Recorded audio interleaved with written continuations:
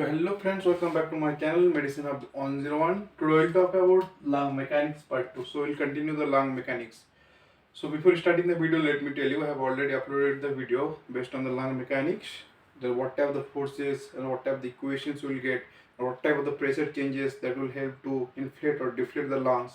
I have already talked about all these things in the first part, okay? So you will get all these things in the lung mechanics part 1. Now this is the lung mechanics part 2. So here basically I'll just represent the compliance of the lungs in terms of the graph. Okay, I'll represent the compliance of the lungs, compliance of the chest wall, and compliance of the respiratory systems. What I have already explained in the first part. Now I'll just represent those things in terms of the graph over here. So if I let's repeat once again, whatever the pressures we will get within the what alveolar, that is the intra-alveolar pressures. Whatever the pressures we will get within the pleura, that will be what? The interpleural pressures. And within the chest wall, that will be what? The atmospheric pressures. So first we got, whenever I said in terms of the transmural pressures, so transmural pressure means the pressure that will be across the wall. So if I just compare these two first, so let's compare these two first. So this type of the pressures that is crossing the wall in between the alveoli and pleura. So this type of the transmural pressure, that is known as what? Transpulmonary pressure, right? Transpulmonary pressure. So, and that will be the transpulmonary pressures. And what will be the compliance of the lungs? That because basically when you are talking in terms of the alveoli, if I say what will be the compliance of the alveoli, basically I am talking in terms of the lungs. So I already said you that compliance, that is nothing but what? The change in volume by change in pressure. So if I say that compliance of the lungs, that means with respect to this part, so definitely change in volume divided by change in pressure, that means what? The transpulmonary pressure. So we'll write it over here, the transpulmonary pressure. Okay, so I'm writing over here, transpulmonary pressure. Okay, this is the transpulmonary pressure, and we have to define in this way that what? The equation will be in this way, that the pressures, that means what? Intra-alveolar pressures minus intrapleural pressures. For these things, so we'll write it over here. You can just watch this video. In the first video we'll get everything in details over there. Okay, so we'll write it over here that pressures within the intra-alveolar pressures minus pressures for intrapleural pressures.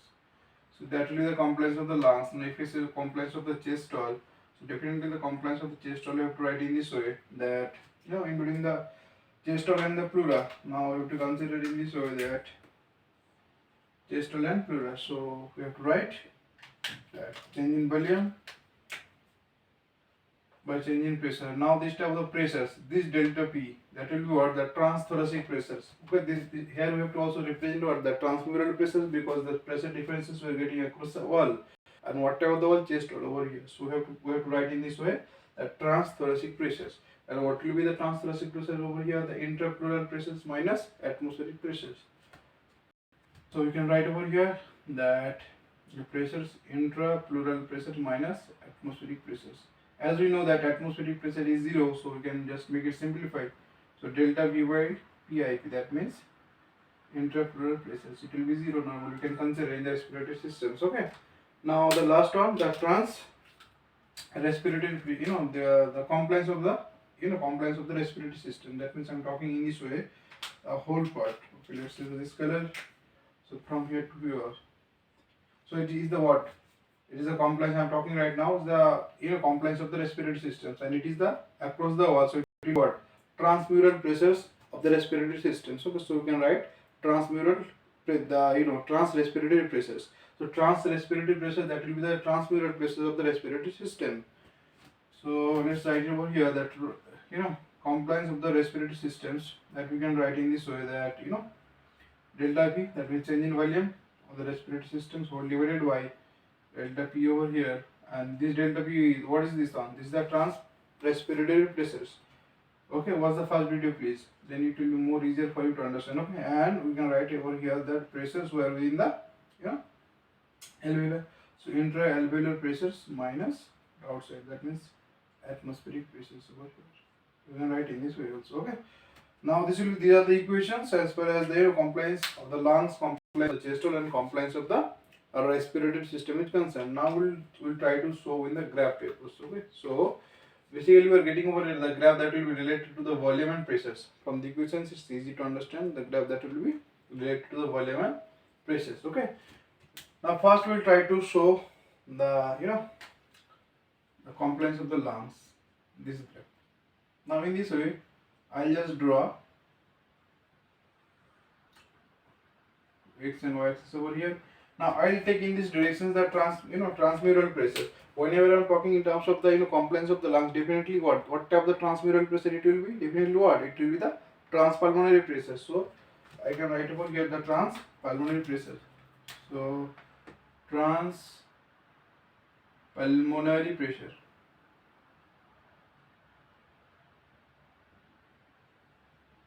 I'm taking the transpulmonary pressure 0 over here, okay?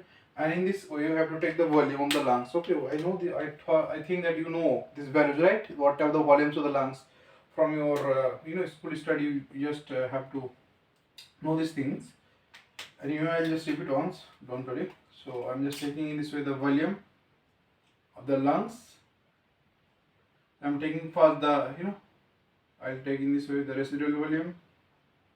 Then I'll take this way the functional residual capacity. Then I'll take in this way the total lung capacity. Now let's repeat once these things. So let me repeat once again. Okay. Now regarding the volumes, I'll have a separate video regarding on the lung volumes, but for now I'll just say very briefly. Okay. Try to understand. Under normal circumstances, for examples, I am just expiring forcefully, just like this. After forceful expirations, still there will be some amount of the air that will be left within the lungs. So after forceful expiration, some amount of the air that will be left within the lungs, and what we call it as, it is known as what? Residual volume. So let's write it over here. Okay, let me show in which part. Yes, let's over here. So first we'll get to what? The residual volume. Okay. Now is a what? After forceful expiration. Now if you don't do the forceful expiration, normally if you just do the expirations, then we will see there will be on top of the also volume, that is known as what? This is known as expirated reserve volume. If we just do normally, if we just do the quiet expirations, if we use the forceful expirations, the amount of the air that will be left over here, that is the residual volume. But if we just do the quiet expirations, the amount of the air that will be left over here also the expirated reserve volume. Now both of them together they are making, if I just say, both of them, they will form what? Functional residual volume. Now think about normal thing. Now we'll talk about it in terms of the inspiration. Now normally if we just take the if we say the quiet inspirations, just like this, so we're taking the what? We're adding the tidal volume over here. Okay, so if we just say quiet inspiration, in the quiet inspirations we're adding what? Tidal volume over here. Okay, now if you do the forceful inspiration, just like these things, okay, if you do the forceful inspirations, definitely what we're adding, that is the what? Inspirated reserve volume. So if we just do the, okay, let's use this color. If we just do the forceful inspiration, that will be what? Inspirated reserve volume. Now this whole thing from top to bottom, this will be known as what? Total lung capacity. This is the total lung capacity. Okay. Now I'll go through this point. Then it will be easier for you to understand, guys. Okay. Now let's talk about the transpulmonary pressure 0. I'm taking transpulmonary pressure 0. That means the volume at resting conditions. The volume of the lung at resting conditions. So if I just save from this figure, try to understand whatever the pressure it is supposed to have. If the transmural pressure is positive, then what we will see? The inflating of the lung. That means the volume of the lung that will be increased.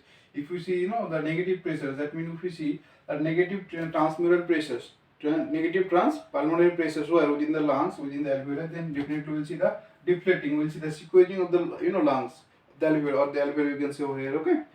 Now if you see the 0, definitely there will be no net change. Still there is a chances for, as we know, the lungs, they are having the elastic in natures, they are having elastic tissue. So definitely for having the elastic natures, the lungs, it will try to sequence in the under the 0 pressures. Okay, still there is a little chance for the sequencing of the lungs. whenever the lung, the transpulmonary pressure is 0. So definitely in this positions, if we just draw this way, okay, let's try to draw. Okay, now the pressures, for example, I'm just taking over here at 0. Definitely that will be less than the residual volume.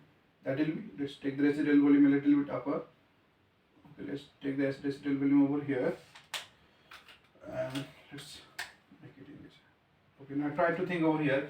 This will be the what? This will be the whenever the transmural pressure, that means the transpulmonary pressure is 0. Whenever the transpulmonary pressure is 0, at the time the resting volume of the lung will be less than the residual volume, because at 0 pressure still the lungs, they will try to squeeze back, they will try to come back to the original positions for its having the what, elastic natures. So we'll see at that time, we'll see it will be the volume, okay, less than the residual volume. Now if I just take this, the positive transpulmonary pressure in this way, negative transpulmonary pressure. If we just make the negative pulmonary pressures over here, it's not possible yet. If I just try to do, definitely what, the pressures will try to come back, but it will not go to 0. It's not possible to take the volume to 0 level. Okay, still if we just try to change, if we just try to make the transpulmonary pressure from 0 to negative, but it's not possible to take the volume of the lungs to get 0. But whenever we are increasing the pulmonary pressures over here, if I just draw the whole total lung capacity, okay, now see, we'll get in this way that at a time it will just what, it will go to the total lung capacity. After that, if we increase the transpulmonary pressures, it will be not able to cross the total lung capacity, because it is the maximum level for the lungs volume. So further, if we increase the transpulmonary pressure, it will not inflate that much. So whenever it will go to the total lung capacity, the lung, it will keep on expanding. But whenever it will just touch the whenever it will touch the total lung capacity, after that it's expanding, that will be stopped over here. Okay, because that is having that is the only maximum capacity for the lungs. That is known as total lung capacity. Okay. Now we'll go to the next part in terms of the compliance of the chest wall over here. So let's draw the graph again. So talk about the compliance of the chest wall. Compliance of the chest wall. In the same way, we'll draw the graph.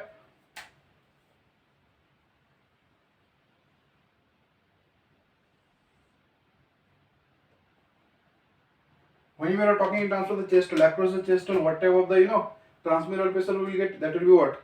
Definitely transthoracic pressure. Definitely that will be the number 2 transthoracic pressures. So in this way, we will take the transthoracic pressures and upward we will take the volume. So transthoracic pressure, and upward we have to take in terms of the volume. Okay. Now try to understand from here. In the same way, we will take the 0 transthoracic pressure or transmural pressure of the chest wall, and we will take in this side positive. This side we will take negative. And in the same way, we will take over here also. Okay, let's use this color. We will take the residual volume. We will take the functional residual capacity. We will get the total lung capacity. Okay, now try to understand from here. Whenever transthoracic pressure is 0, it is very important to understand. Whenever the transthoracic pressure is 0, definitely at the resting condition we will get the volume of the chest. Now see, whenever the pressure is 0 across this wall, see the inner layer. We try to understand from here. The inner layer of the pleura. This, for example, is the inner layer of the pleura that is stuck. What? That is getting stuck with the lungs. And see, this chest wall that is also connected with the outside of the layers of the pleura, for example, over here. So as a result, whatever the thing will see, this this lungs will try to come back. This lung that will try to squeeze because of what? Because of its having the elastic natures. That the lungs, they will try to come back to their original positions. They will try to squeeze, and along with that, we will see at the 0 pressures, we will see what the chest wall, they will try to go forward. They are also stuck with the pleural layers. But whenever the pressure will be 0, definitely the chest wall, they will also try to go upward. They will try to go outward. As a result, we will see the volume of the chest wall that will be increased over here. That means the volume of the, that will be definitely more than the what, lung volume, because the chest you can experience, you can think from here, the chest is in this way. Okay, so the volume of the chest wall definitely that will be more. But whenever the pressure is 0, that means the resting volume of the chest wall, that will be how much? That will be around 2/3 of the total lung capacity. 2/3 of the total lung capacity is at 0 transthoracic pressures. Okay, so this, I'm repeating once again, the chest wall they will try to what, go forward in this way to expand, and the lungs they will try to squeeze. The lungs, that means the alveoli, they will try to squeeze. As a result, we will see they will trying to go out, and they are trying to come in. As a result, in between these two spaces, we will get the negative pressures over here within the pleura. We will get the negative pressures. Okay. So we get the volumes from here. First, I have already said we will get how much? We will get the 2/3. We will get, in this cases we will get 2/3 of total lung capacity. Okay, at the resting conditions. So at resting condition, if we see, okay, let's draw once more over here.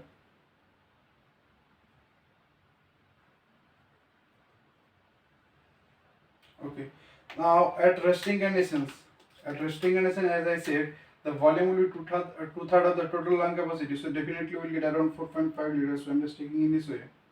Okay, now after that, whenever the transthoracic pressure that will be increased, so whenever it will become positive, at the time what are the changes we'll see over here is the total lung capacity.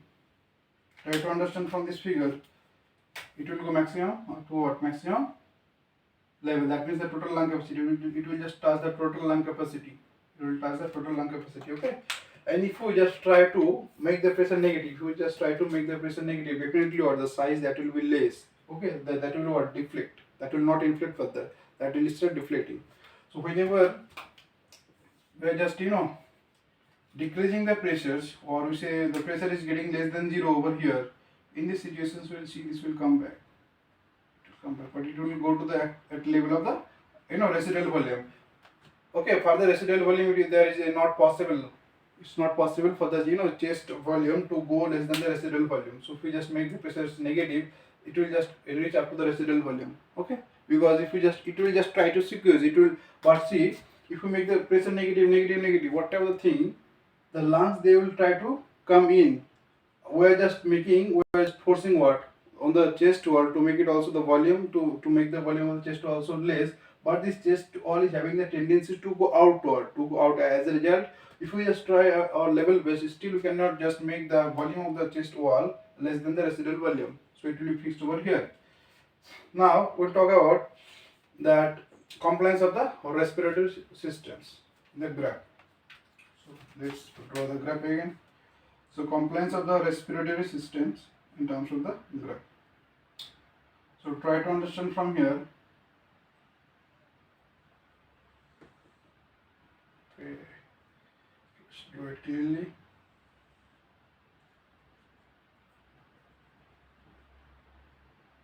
Okay. Now see, in the same way, when we are talking in terms of the respiratory system, definitely we have to talk in terms of which type of the pressures. That will be the trans-respiratory pressures, in terms of the trans-respiratory pressures. So let's write it over here. Trans-respiratory pressure.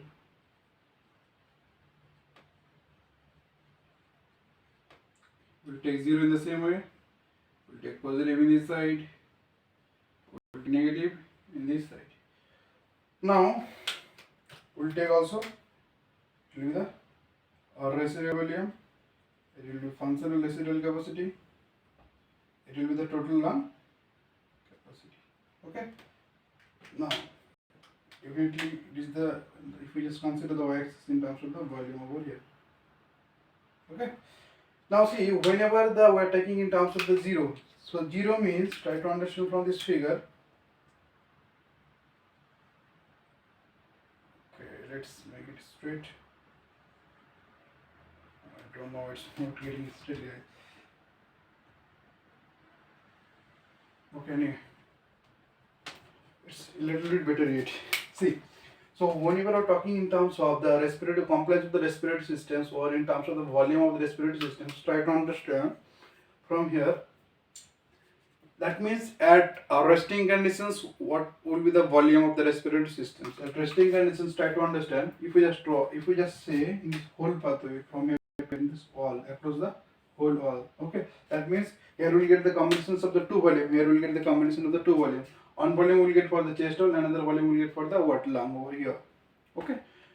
At resting conditions, what this will try to this that means the chest wall they will try to go upward and the lungs they will try to come inward. Now if you just compare for this whole, but if you just try to compare for this whole part, then it will try to go up, upward. It will try to come backward. Okay. Now as a result, we see that the volume that will be how much?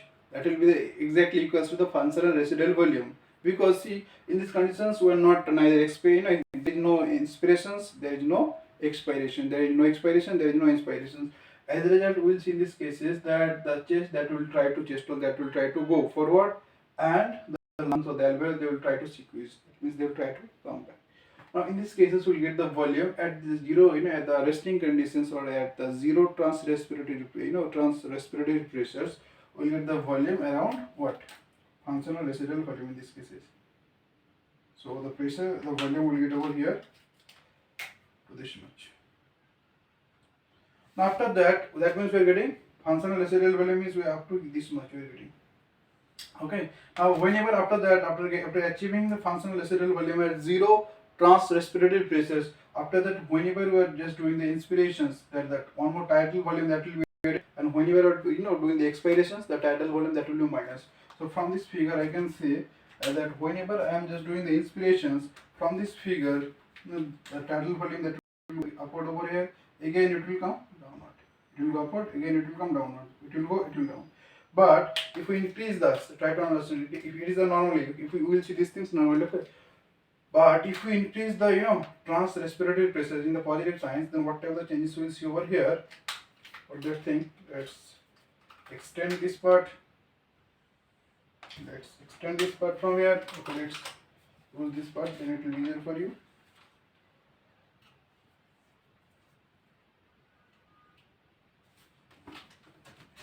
Now see, as we are getting the combinations, try to understand, as we are getting the combinations of the two, that means the volume of the lungs and the volume of the chest wall. If we just do the separately first, the volume of the lungs is, that means that will be definitely over here.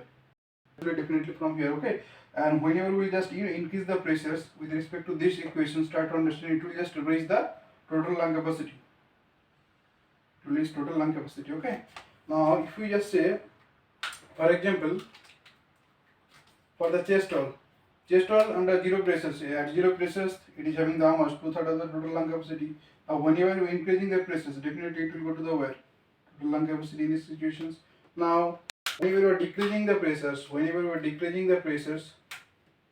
it will be in this way, but it will not go to the negative parts, okay.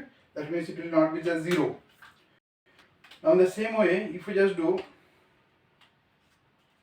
if we decrease the pressures with respect to the chest wall, definitely it will come down, but it will be still where at the level of the residual volume. It will be at the level of the residual volume. Now see, if we just see in terms of the, if we see in terms of the graph for the trans respiratory pressures with respect to the complex respiratory systems over here, then whatever the graph we will get over here. So first thing, there is a chances it will also go, whenever the pressure is getting increased, definitely it will also touch the total lung capacity. But whenever we are decreasing the pressures from the zero, we are taking the pressures in the negative form, it will also come back, to the negative form, but still it will also go to the where? Residual volume. So after that, if we just decreasing the pressures, yet we will not get any change of the volume. There will be no change, there will be no decreasing of the volume further, okay. So in this way, try to understand from these two figures that whenever we are doing the, whenever we are talking in terms of the compliance of the lungs, the volume is getting up to this much. Whenever we are talking in terms of the, chest wall, the volume is up to 2/3 of the total lung capacity, sorry. So, but in terms of the total respiratory system, what we can consider over here, we have to consider in this way, that will be in the mid. That means first try to understand it is trying to go outward, the lungs is trying to come backward, okay. As a result, in between these two, we'll get a pressures. Whenever we will see the, the pressures for the cell wall that is taking outward and the pressures for the lungs that is taking it inward, it will be equal. That will be equal. So definitely we'll get a volume in between these two. We'll get a volume in between these two levels. So we are getting the volume in between these two levels over here. So this will be the what? That will be the functional residual capacity, or you can say the respiratory volume at transrespiratory pressure 0.